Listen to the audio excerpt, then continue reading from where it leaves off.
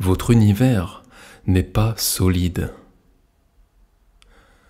Comme vous le savez probablement, d'après vos scientifiques, la matière, la substance visible du monde, est composée de particules d'énergie. Pour comprendre la vérité de l'être, il est nécessaire de comprendre ce vide apparent fondamental et sous-jacent dans tout votre monde créé. La majorité d'entre vous connaît intellectuellement ce fait de l'existence, mais il n'a pas encore filtré à travers votre conscience, même un minimum, pour vous donner une nouvelle perspective du monde et de l'existence elle-même. Vous pensez que votre monde est solide, et que les conditions du corps et tous les autres phénomènes extérieurs sont hors de votre contrôle. Vous croyez que vous êtes la victime de l'existence, alors que l'inverse est vrai. La misère et la souffrance émanent de vos processus de pensée. L'amour est constamment actif dans chaque chose vivante.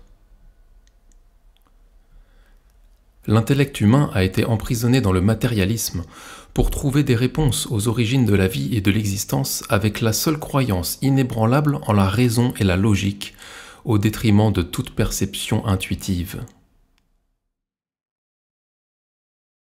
La substance de votre monde matériel est fondamentalement des particules électriques agitées à grande vitesse dans l'espace, mais votre science est incapable de vous dire pourquoi de telles particules d'énergie acquièrent la densité et la forme de la matière, sauf en parlant de forces de fusion qui semblent créer les éléments. La science ne peut pas vous dire quelle est la force motivante qui amène les particules jusqu'à la forme des éléments. La science ne peut pas non plus vous dire d'où sont venues à l'origine de telles particules d'énergie, sauf pour dire qu'elles ont été libérées au moment du Big Bang, dont elle croit qu'il a donné la première impulsion à la création. Pourquoi un soudain Big Bang? Quel a été le facteur motivant derrière cela? La science parle d'électromagnétisme, mais ne peut pas dire d'où viennent de telles énergies qui apparaissent et disparaissent. Où vont-elles? Pourquoi reviennent-elles? D'un point de vue humain, il semble n'y avoir aucune activité intelligible dans ou derrière ce travail. La science dit que l'électromagnétisme existe simplement. Pourtant, il produit un travail hautement intentionnel et intelligent, sous la forme des millions de milliards de substances dont est constitué votre univers. Comment cela se peut-il?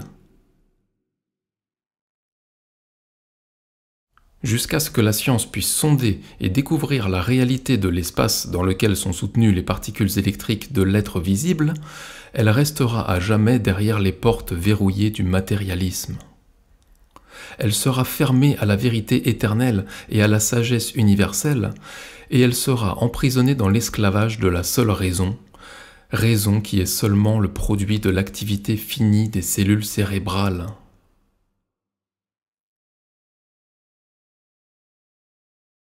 Au fil des âges, la plupart du travail produit par l'électromagnétisme est apparu à l'esprit, à la vue et au toucher des entités vivantes, comme étant solides et immuablement durables. Les métaux, le bois, les roches, les entités vivantes étaient tous supposés être composés de matière solide, inanimée ou vivante. Avec une telle croyance en un univers solide, il est tout naturel que les anciens prophètes mystiques aient envisagé un individu puissant, possédant d'énormes pouvoirs pour créer toutes les substances solides de l'univers.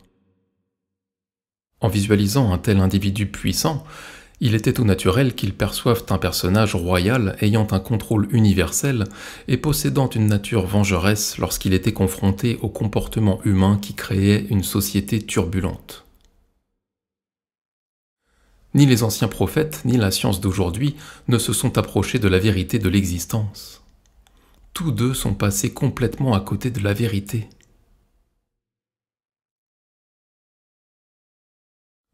La science dit que la vie a commencé lorsque, d'une manière quelconque inexpliquée, une combinaison correcte de réactions chimiques a produit une molécule capable de faire des copies d'elle-même en déclenchant de nouvelles réactions chimiques.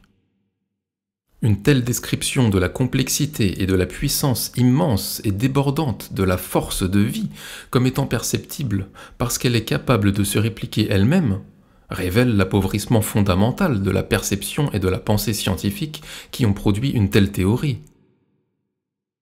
L'esprit humain fini, bien que scientifique, ne peut pas envisager une éventualité aussi étrange que l'autoréplication spontanée. Cela suggère trop un phénomène magique, une sorte d'intervention provenant d'une source inimaginable que les hommes de science n'osent pas envisager, par peur du ridicule.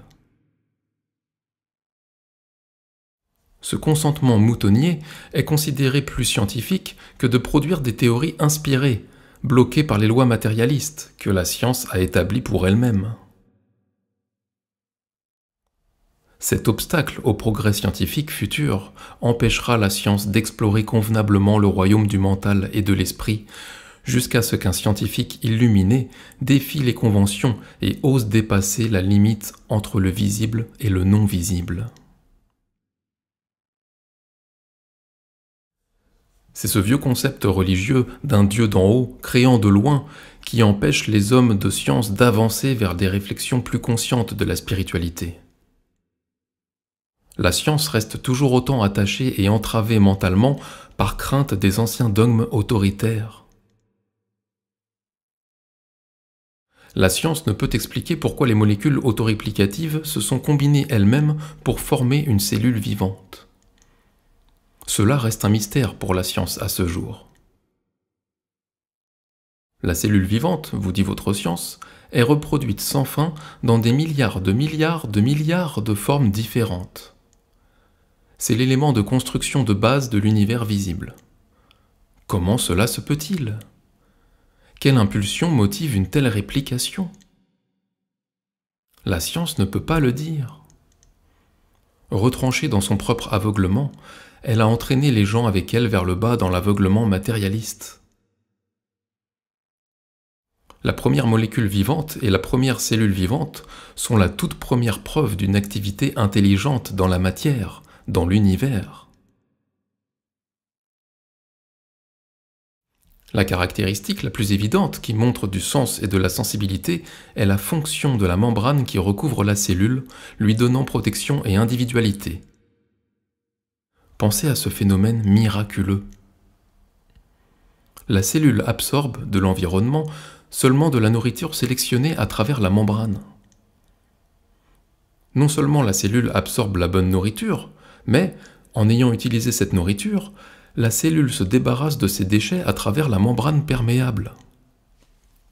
Vous devriez vous demander comment la membrane purement physique de la cellule, invisible à vos yeux, peut distinguer et sélectionner la bonne nourriture pour améliorer son bien-être, puis exercer suffisamment de discernement pour se débarrasser de la matière toxique indésirable.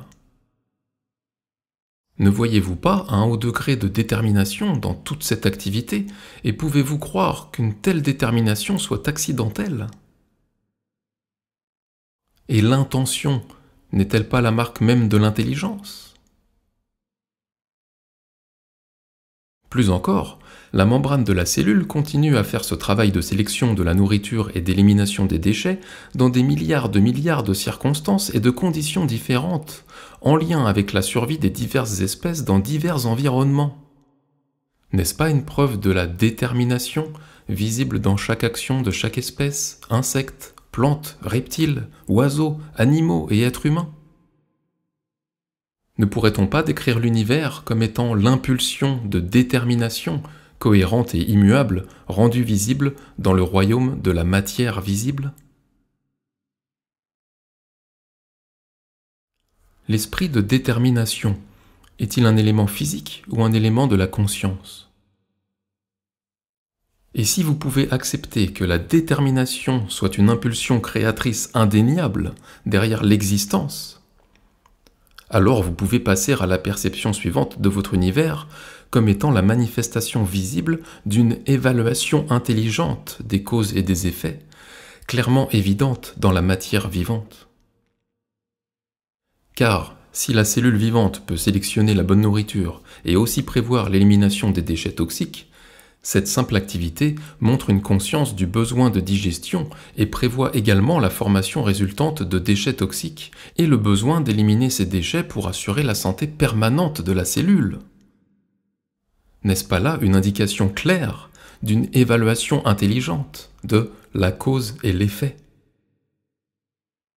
Selon les recherches de la science, il apparaîtrait que la cellule elle-même est un système de messagers chimiques transportés de manière intentionnelle, intelligente et intelligible. Comment cela se pourrait-il si les origines des molécules de la cellule n'étaient que des substances chimiques inanimées?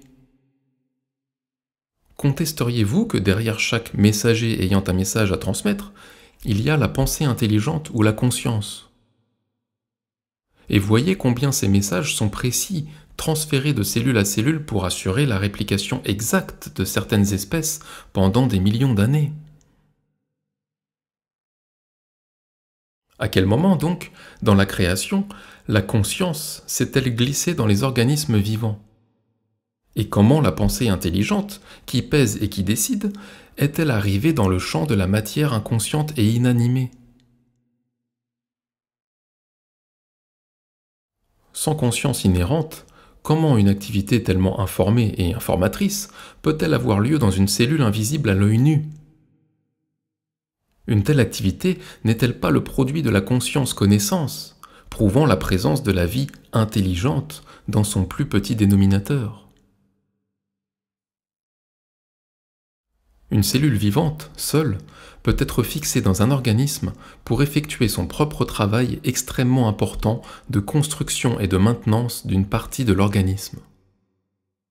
Un tel travail produit du matériel vivant, parfaitement adapté et nécessaire à l'organe vivant sur lequel elle travaille, que ce soit une partie d'un corps humain, d'un animal ou d'une plante, tels que des orteils ou une rate humain, la fourrure et les défenses d'animaux, les écailles de poissons et les plumes d'oiseaux, l'écorce d'un arbre et le feuillage de ses branches, les pétales et les pédoncules des fleurs, les antennes des papillons et leurs ailes de gaz, la peau reptilienne des crocodiles et leurs dents, ou encore les yeux des calamars et leur peau qui change de couleur selon leurs besoins de camouflage. Chacun de ces phénomènes physiques complètement différents et apparemment sans rapport est créé par le travail individuel et spécialisé de milliards et de milliards et de milliards de cellules vivantes identiques. En contemplant l'ampleur et la diversité du travail accompli par une simple cellule vivante invisible à l'œil nu, pouvez-vous croire en un univers mécanique? Ces cellules vivantes identiques travaillent ensemble en harmonie, dans l'homme ou l'animal, pour faire un foie avec ses multiples tâches dans le corps, pour créer un œil complexe ayant ses buts spécifiques de mettre l'entité en contact direct et intelligent avec son environnement, incorporant l'assistance du cerveau, ou des os puissants conçus de façon adéquate et complexe en association avec les tendons et les muscles pour s'unir les uns aux autres d'une manière si adaptée qu'ils permettent le mouvement libre et souple de l'entité. De plus, les cellules n'interfèrent jamais dans leurs travaux respectifs. Quand elles créent un rein, elles ne font pas subitement une oreille. Quand elles créent un cheveu, elles ne se mettent pas soudainement à faire de la peau. Non, des cellules créent le cuir chevelu et des cellules parfaitement identiques créent les cheveux. La seule différence entre les cellules de peau et celles de cheveux est le travail qu'elles accomplissent, seconde après seconde, pendant toute une vie. Pourquoi? Quel est le facteur motivant et inspirant? Le hasard? Quelle intelligence organisatrice a mis tout le processus de création en mouvement? Et quelle est la force motivante qui a conçu et a fait évoluer avec succès, dans les systèmes et entités vivants, des milliards et des milliards de façons différentes de fertiliser les semences de toutes sortes, que ce soit celles de plantes, d'insectes, de reptiles, d'oiseaux, d'animaux ou d'êtres humains, en faisant évoluer pour chacun un système intelligent de procréation adapté aux conditions climatiques et à la production de végétation dans l'environnement afin d'assurer la survie. La survie n'est-elle pas également la preuve d'une activité intentionnelle intelligente? Et ayant accompli cette superbe fonctionnalité de créativité, ne devriez-vous pas vous demander comment il se fait que chaque espèce vivante ait sa propre façon individuelle d'élever ses petits et de les protéger autant que possible, jusqu'à ce qu'ils soient capables de survivre par eux-mêmes? N'est-ce pas l'amour pour la création, actif sous sa forme la plus haute?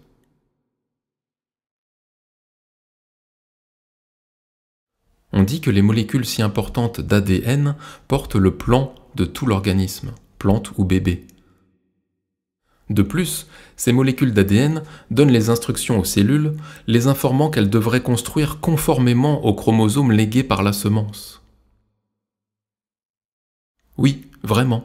À la place de l'intelligence, la science vous a donné les molécules d'ADN comme étant votre source de l'existence, votre chef suprême, votre réalisateur de la création sur les cellules matérielles et fragiles de qui l'ensemble de la création doit dépendre pour sa survie. Mais d'où les molécules d'ADN ont-elles tiré leur pouvoir directeur intelligent?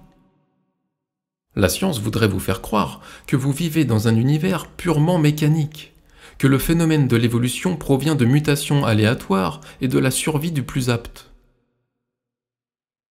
Si vous étudiez les divers organismes de la création, les multiples et différentes activités des espèces apparentées, pouvez-vous vraiment croire en un tel concept matérialiste improbable? Ce n'est pas une simple coïncidence si, aujourd'hui, afin de vous permettre de découvrir la vaste intelligence derrière la création, il y a de nombreuses personnes créatives qui se lancent dans des voyages difficiles pour explorer, déterminer et photographier les habitats et les habitudes des créatures et des plantes sauvages. Vous êtes divertis et instruits avec une opulence de fêtes et de photographies des merveilles de votre univers. Comment l'esprit fini, qui est incapable de percevoir clairement le véritable processus créateur gouverné par la connaissance intrinsèque, ose-t-il affirmer de manière péremptoire, défiant la contradiction, qu'il comprend les véritables origines de la création et les forces d'où la création a pris forme? Quelle arrogance! Ces hommes peuvent seulement penser d'après ce que leur disent leurs yeux. Jusqu'à ce que quelqu'un puisse transpercer leur autosatisfaction et leur position d'infaillibilité, une véritable union des vérités éternelles et de la connaissance scientifique humaine ne pourra jamais avoir lieu. Mais elle doit avoir lieu. Sinon, l'évolution spirituelle humaine restera au point mort. L'esprit scientifique est trop rempli de traditions livresques, de conceptions finies, de formules et d'équations reconnues, et du besoin de l'approbation des pairs, pour permettre une pénétration mystique par des intelligences supérieures. Demandez à la science d'où vient l'électromagnétisme, qui est responsable des étapes les plus fondamentales de la création d'un univers ordonné et organisé d'une complexité et d'une diversité inimaginables. Il y a beaucoup de gens qui ont expérimenté un petit éclair d'intuition, qui ont senti brièvement un peu de conscience divine, et ensuite, osant à peine continuer à croire en un moment aussi transcendant de perception, ont commencé à se questionner, à douter, et finalement, ils chassent le petit afflux de conscience divine. Faites attention à ne pas faire cela. Cela vous retarderait et vous enfoncerait dans le plan matériel de l'existence plus que vous ne pouvez l'imaginer. Quoi que l'on vous donne et que vous êtes capable de recevoir, accrochez-vous-y et ne doutez pas. Le doute détruit le progrès constant, parce qu'il crée ses propres formes de conscience qui supprimeront et même éradiqueront l'intuition que vous aviez reçue précédemment. Par conséquent, le choix de vos pensées, croyances ou incrédulité, doute ou foi, construit ou détruit votre progression dans votre recherche de la vérité. Tout déni efface de votre conscience le progrès qui avait été fait auparavant. De plus, plus haut vous vous élevez en vérité spirituelle, plus vos pensées deviennent puissantes. Par conséquent, créez et maintenez fermement votre élan spirituel, et ne permettez à personne d'interférer et de saper cet élan. Accrochez-vous fermement à vos perceptions précédentes. Dans les moments de doute, voguez dans des pensées positives, en utilisant des affirmations éclairantes, en vous accrochant aux conseils inspirants reçus auparavant, quand vos fréquences de vibration de conscience étaient plus hautes. Par l'utilisation de votre force de volonté, en choisissant des affirmations contenant des pépites d'or de vérité spirituelle, revenez à ce niveau supérieur de conscience encore et encore. Je ne peux pas souligner assez fortement ce danger d'auto-obstruction. Devenez-en activement conscient. Comprenez vos périodes sèches, mais n'y cédez pas pour autant en vous laissant envahir par un changement indésirable dans vos attitudes et vos schémas mentaux émotionnels. En puisant consciencieusement dans votre source de l'être de nouvelles forces ainsi que l'élévation de vos fréquences de conscience, vous verrez ces périodes sombres diminuer considérablement en force et en durée. À chaque instant, soyez vigilant à la manière dont vous utilisez votre intellect. Que votre activité mentale soit toujours constructive afin qu'elle puisse contribuer à votre propre développement spirituel plutôt que d'en être son obstacle permanent.